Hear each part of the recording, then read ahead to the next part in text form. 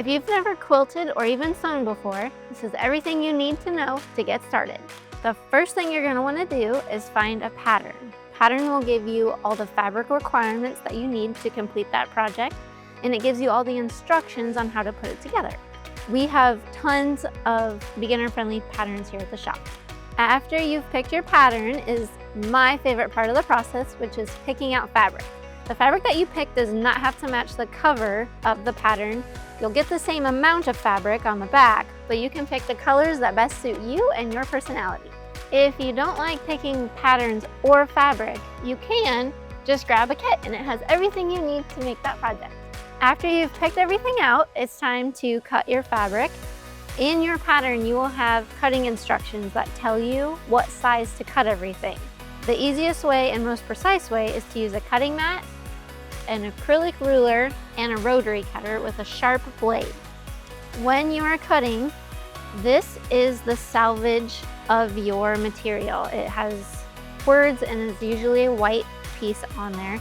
Salvage to salvage, all the way around, is width of fabric. Everything going parallel to the salvage is length of fabric.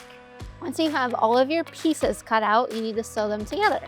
Today I'm using the Brother PS700, which is a great starter machine for sewing. If you need help finding the perfect machine for you and the way that you sew, you can stop in the shop in Fremont, Nebraska to schedule a one-on-one, or you can do it online.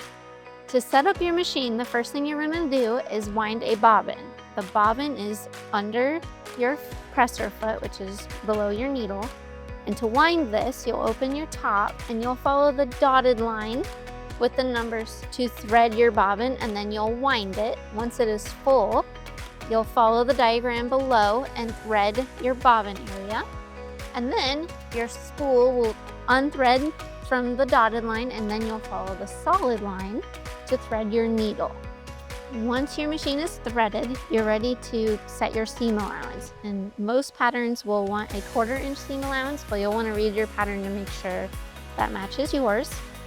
You'll want to adjust your needle over to center or wherever your 1/4 inch is. You'll want to take a scrap and sew a couple lines, lining it up and measuring each time until you line up at the 1/4 inch line so that it's all accurate, and you'll want to keep that throughout your whole project so that all of them match up. Once you get it lined up on the edge, it's time to sew. You'll push down on your foot pedal and let the fabric feed through. There's little feed dogs underneath your presser foot that take your fabric for you. So all you're doing is guiding it left and right and keeping it in line with that right edge of your fabric. Once you have your pieces sewed together, you're going to want to press them. So you'll lay your seams flat, you'll take an iron, and you want to set your seams. That just makes sure everything is nice and strong. So you'll just apply a little bit of heat by setting the iron down on for a couple of seconds. And now there's 2 ways to press your seams. You can press them to one side, which is typically the darker side or the darker fabric.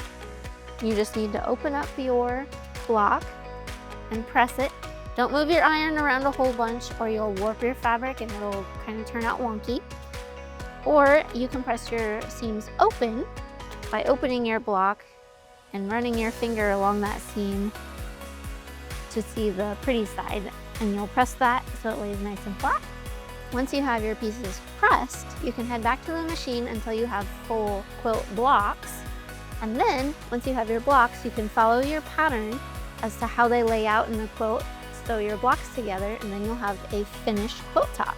And that's how you piece a quilt together.